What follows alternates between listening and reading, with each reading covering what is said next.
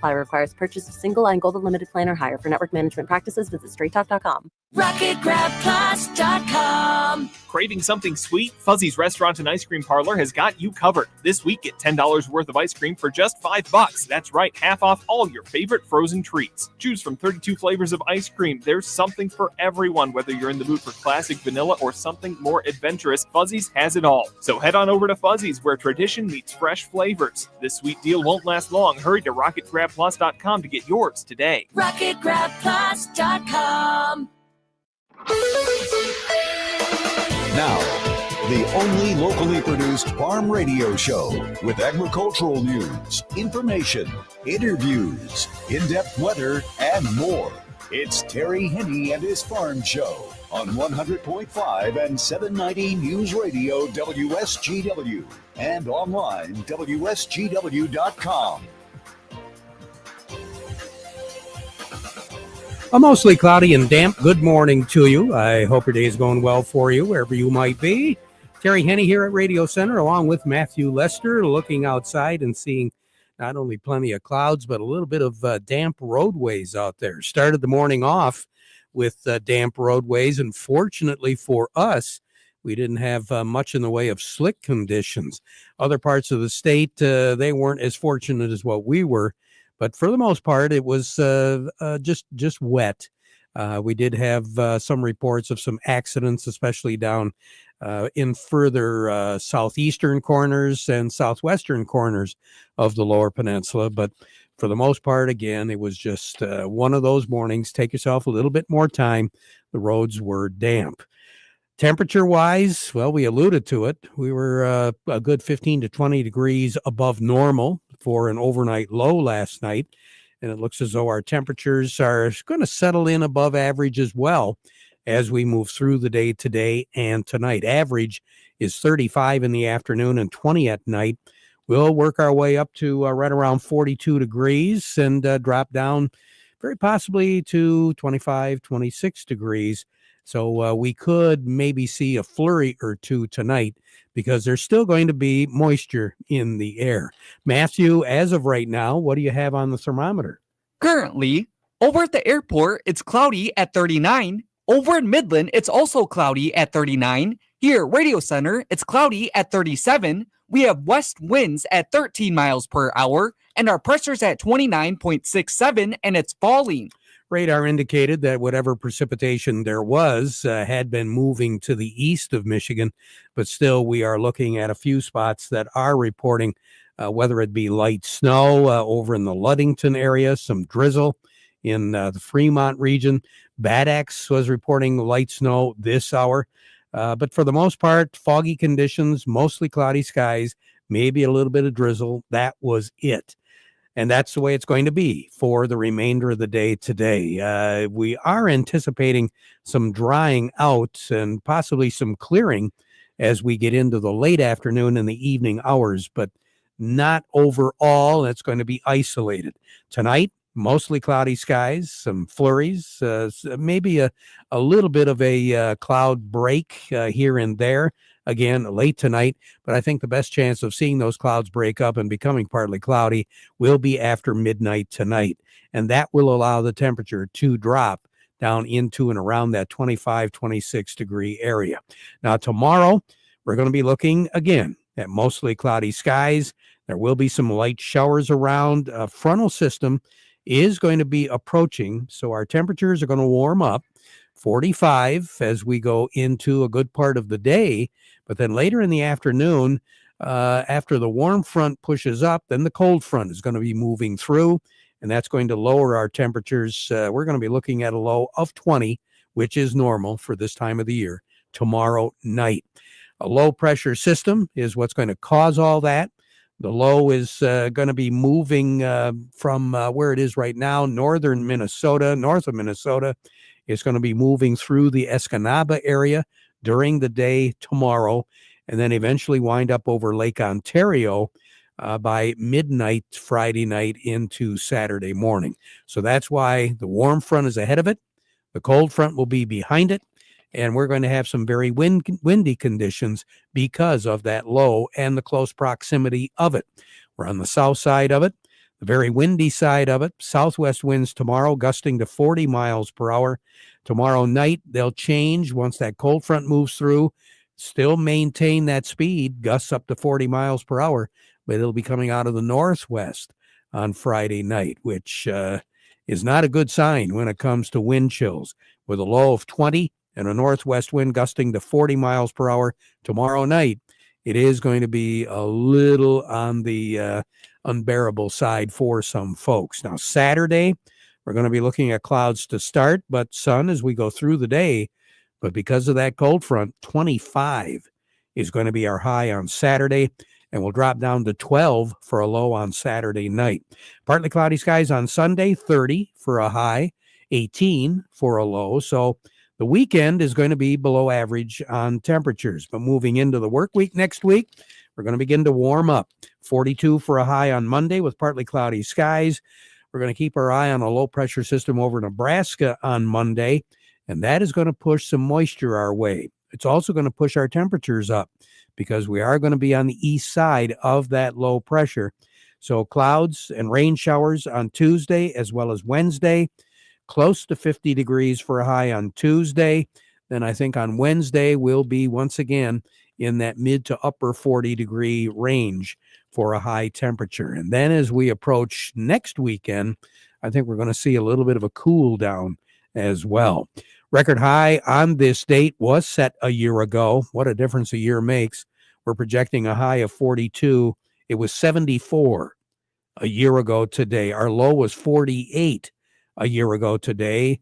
And obviously, the warmest ever, 27th of February, was a year ago today. The coldest ever, you got to go all the way back to 1934 to get that. The record low on this date was set 10 years ago. It was 9 below zero. As far as precipitation goes, and in particular snow, a year ago by this time, we had 6.2 inches of snow for the month of February in the Great Lakes Bay area out at MBS International Airport. That translates this year into just under 13 inches of snow. Where should we be on average as far as snow goes by now? We should be looking at close to 38 inches of snow. Right now, we are at 26. So obviously, we've got a long ways to go. I wouldn't rule out a major snow or two as we move into the month of March. But at this stage of the game, it doesn't appear as though we're going to come close to where we should be, which would translate out to about 42 to 44 inches of snow by the end of the snow season. More on the weather as we go through the broadcast. Standing by, Matthew, who do we have? Up next, we have Melinda Sweeney from the Andersons, and we also have Doug Klein from Oppenheimer. Before we get to them, we want to remind you the weather forecast brought to you by the folks at Nutrien Ag Solutions. Nutrien Ag Solutions has the local expertise to recommend the corn, soybean, and other seed products that are the best fit for your field. Plus, unparalleled agronomic support with products and services to unlock yield potential and improve crop performance from planting to harvest. Ask about our financing options to help you get more from every acre and lead the field. Visit your local Nutrien Ag Solutions branch or go to nutrienagsolutions.com.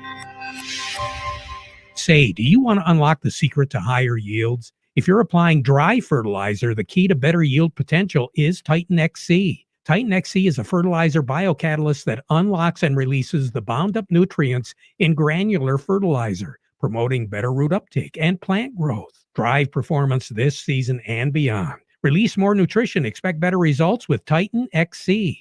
For more information, visit lpi.ag/unlock or contact your Nutrien Ag Solutions crop consultant today. Farm Service brought to you today by the folks at Steiner Tractor Parts. You know, your tractor, it may be a hobby, a passion, a livelihood, or even your legacy for the next generation. At Steiner Tractor, they share your enthusiasm for these antique machines. They know that you want to keep them running. That's why they take their job personally at Steiner Tractor Parts. They do understand how your life and job both stop if your tractor stops running. How do you get a hold of them? It's easy. Two ways. 800-234-3280 or go online, steinertractor.com. We say good morning to Melinda Sweeney over at the Andersons. Melinda, how are you this morning? Good morning. I didn't have a chance to take a look and see how the markets are doing, but can you turn it around for us a little bit today? If I had a magic wand, it would be great because wheat's down 19, corn's down 10, and beans are up 2. Wow. Big drop there, especially in the wheat complex. Must be coming under a lot of pressure. What's the reason? Yep, we have a roll off the March to the May. We also have the USDA outlook forum going on right now, and they just announced their expected acres to be planted for 2025, and they came out above what analysts believed they would be. They came out with 94 million acres of corn at a 181 yield for 2025 crop year, 84 million acres of soybeans at a 52.5 yield for beans, and 47 million acres of wheat for the 2025 crop year. With that in pressure moving from the March to the May, we have tariffs that potentially could come on again March 1st. So we're seeing some profit taking here as we move into the weekend, and just a lot of uncertainty about if those tariffs will be on or not.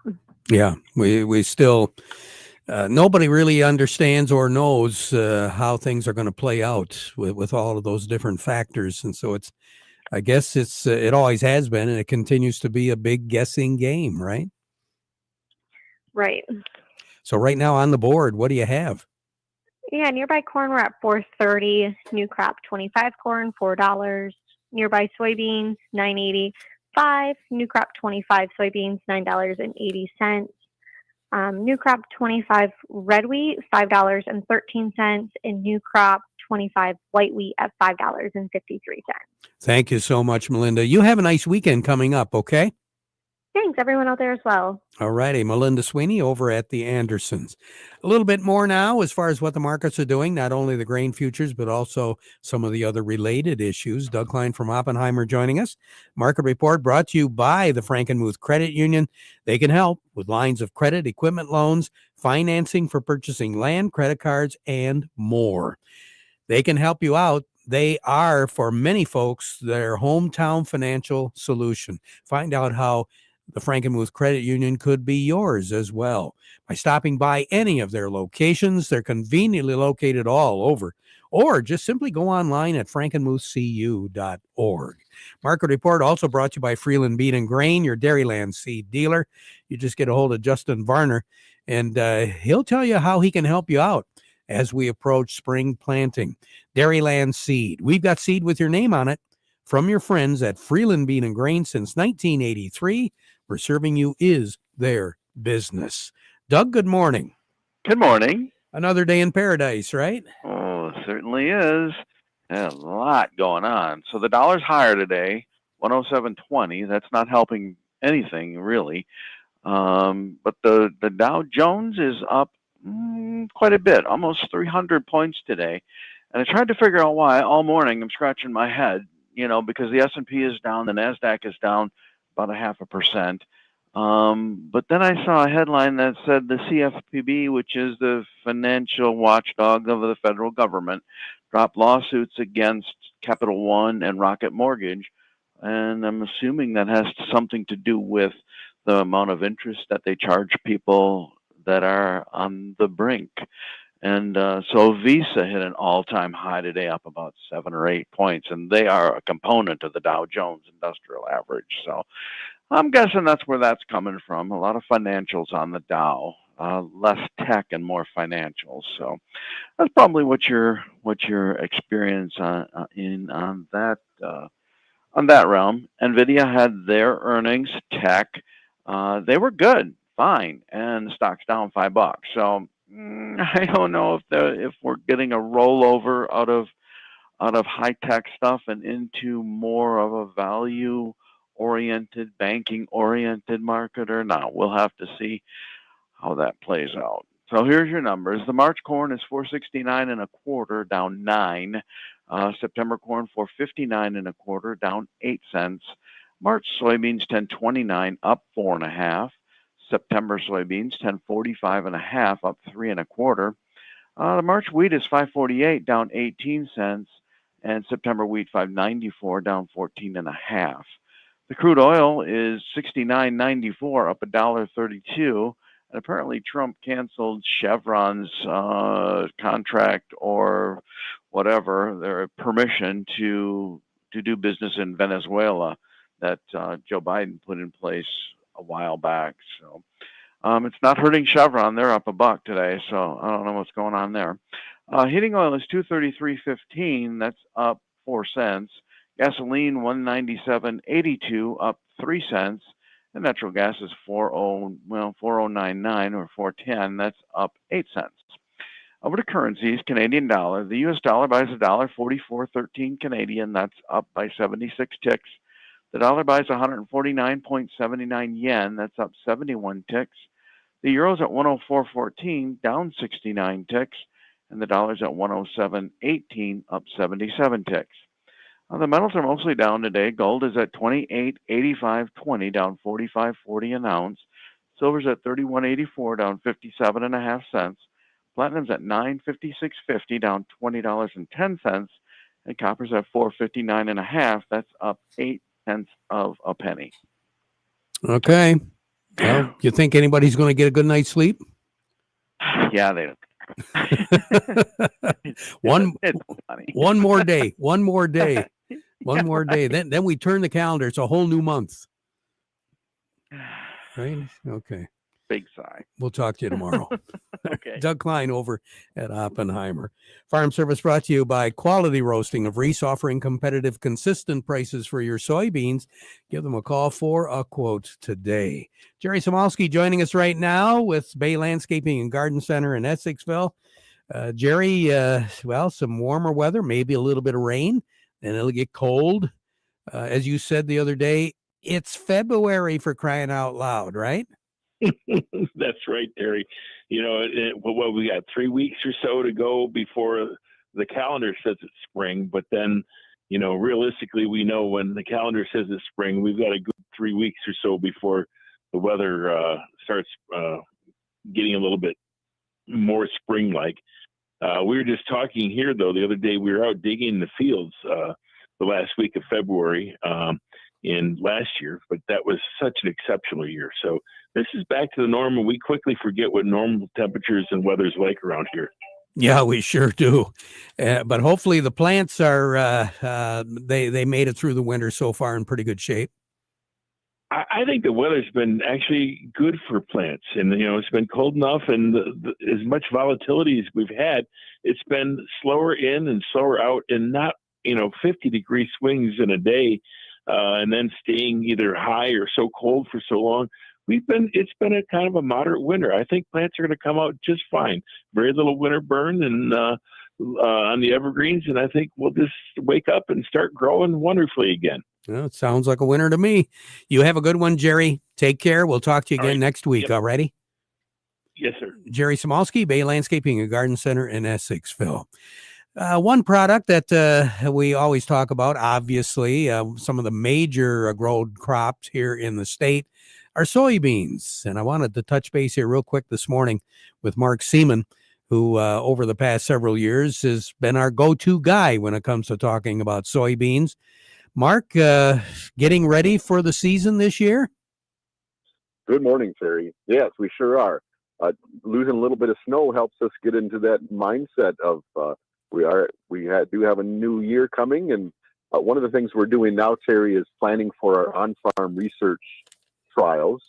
And part of that system is to getting input from growers, which we've done at grower meetings throughout the winter, and now using that input to select the kind of trials that we want to host and that growers want to be interested in helping us with hosting on their farm. So really putting those details together and trying to make sure that we've got a strong lineup of things that growers are interested in, things that will help them make decisions on their farm, hopefully in the near future, and in some cases the current growing season, in some cases for next year. One topic of conversation anytime you talk about soybeans, soybean cyst nematode always comes up, and we just haven't been able to really put a handle on that, have we? That's exactly right, Terry. That's a problem that doesn't seem to go away. Lots of effort are put into that pest every year.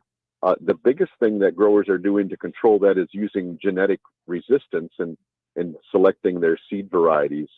That's been pretty effective throughout the years, but we've used a similar source of trying to control that for 20 to 30 years in some cases. So those nematodes have figured out how to start feeding on those resistant varieties and reproducing. So one of the challenges is even where we have reproduction, there's not always symptoms on the plant. So growers can have increasing numbers of populations of nematodes without seeing big differences in their crop. And sometimes it's just a couple bushels that that pest is taken away. And that's not always clear of what caused that yield loss. So this is something that we always need to keep an eye on and try to figure out what the new things are, how we're trying to control those in the future. Of course, crop rotation is a big part of that. We know there's crops that the nematodes don't reproduce on, and of course, those are grasses mostly. Things like corn and wheat are really good in our rotation that help us to reduce those numbers between soybean crops. And we've had some promise with some of the things that have looked good. The soybean checkoff has funded some research at MSU and found some things that look promising, but don't always work out. So we'll continue to look for new opportunities to control that pest and try to keep on top of it. And I guess it all goes back to your point initially, and that is that those nematodes, just like everything else, they have a way of reproducing to not have that commonly used product effective anymore. Yeah, that's exactly right. We've used the same way of controlling them for a long time. There are some new sources of resistance. So TI 88788 is the most common source and is in a lot of high yielding varieties. But there's another source called Peking that's becoming more common among other varieties, and soybean breeders are figuring out how to get yield out of that source of resistance. One of the challenges to that new source is that it doesn't seem to be as durable as the old source. So when we use it for one or two times in that soybean rotation, those nematodes are figuring out how to get around that. So we need to be really careful that we don't just switch to a new source and try to think that that's our long-term solution, because it's the rotation that's the solution, not necessarily just switching one time and staying with that. Yeah, good points. Thank you so much for taking time. I know you're on the road. You were in, Southwest Michigan? Yep, Southwest Michigan today. So traveling around the state, keep us informed. Give us a jingle here back in a few weeks, okay? Okay, I'll do that. Thank you, Terry. You bet. Mark Seaman, working on the soybeans here in Michigan.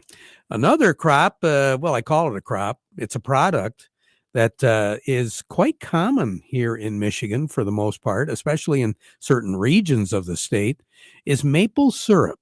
Along with me is Craig Voorhees with the Rummel Agency. And of course, when we talk about maple syrup and we talk about the Rummel family, the Rummels have been in the maple syrup business for a little while, haven't they? They certainly have, Terry. They've got their own sugar shack, and they proudly produce a good bunch of syrup every spring. The last few years, because of those warm temperatures you mentioned earlier, the season has gotten off to an extremely early start. Looks like it might get off to maybe more of a typical start this year, although with these temperatures warming up again, it wouldn't surprise me if folks are getting out in the woods and starting to tap trees.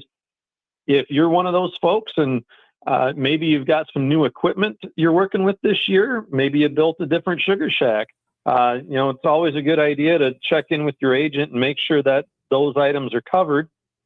There's a lot of moving parts to the syrup season. You've got tractors and maybe ATVs running around the woods. We got people lifting buckets. There's all kinds of potential for things to go wrong. So, of course, take your time and have fun while you're out there. That's the main reason we go, right, is to enjoy it. Well, yeah, to enjoy it, and obviously to get new folks interested in it, because it is fun. It's labor intensive, but there are rewards to it, aren't there? Oh, there certainly is. I mean, anytime you can spend an afternoon or a day in the woods is a good thing. And it is a lot of work. It is very labor intensive, as you said, but the rewards are pretty good too. And, that's what keeps us going back out there every year. And I love the smell of the burning wood as you're working around the sugar shack. Yep, that, and combine that with the boiling of the sap, and it's a good place to be. Oh, it sure is. Craig, you take care. Boil us up some maple syrup here when it gets time, all right? We will do that, Terry. All righty. Craig Voorhees with the Rummel Agency. Well, let's get back to the business at hand. What's going on in New York? Right now, Teresa from Baird & Company joining me. What do we have on the trade today, Teresa? Dow Jones Industrial Average is up 232 points at 43,665, 365 million shares traded. NASDAQ, on the flip side, down 154 at 18,920, 613 million shares traded there. Some stocks of local interest include Caterpillar at 342.71, up 13, Deere 484.38, up 586, CMS Energy 72.65, down 55, Dow 38.51, down 34, DuPont 81.81, up 36, Corteva 63.43, up 63, General Motors 48.44, down 2 cents, Trinzio 5.18, up 16, Walmart 97.39, up $1.19, Huntington Bank 16.21, up 15, Independent Bank 33.36, up 9, and AT&T at 26.85, up 28. You take care. Have a great day, Teresa. You as well. Will do. Teresa DeVoe over at Baird & Company. Another product that, quite frankly, we don't talk a lot about, but everybody enjoys. Potatoes, whether it's that baked potato or it's the fries or it's the chips. Well, here in Michigan, we do raise a few potatoes. Matter of fact, in stock as of the first part of February, we had about a 8.1 million hundredweight of potatoes in stock here in Michigan. But it was down about 11% from a year ago. And nationwide, the nation is holding a pretty good chunk of potatoes as well. But nationwide, potatoes in stock 4% down from a year ago. And a lot of folks taking a look at potatoes and taking a look at the health standards being promoted by a lot of organizations. You would think that we would probably consume a few more potatoes than what we are right now. And Lord knows what might happen in the upcoming years. Farm Service has been brought to you today by the folks at High Fidelity Genetics. Find out how they can work for you by going to highfidelitygenetics.com for your corn or your soybean acreage. Give them a call either at 515-434-7333. Back at 12:30 with an update. Now we conclude our program with the playing of our national anthem, brought to you by Euclid Avenue Coin in Bay City.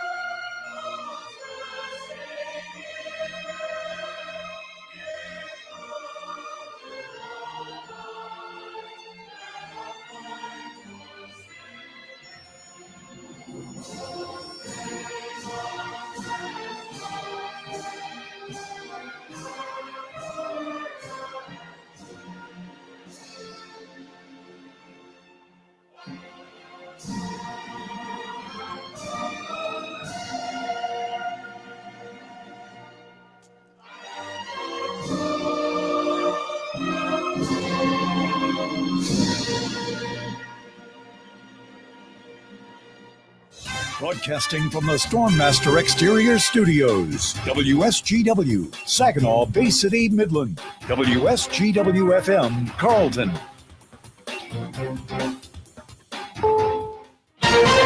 This is CBS News on the Hour, sponsored by Progressive Insurance. I'm Steve Kathan. New details in the investigation.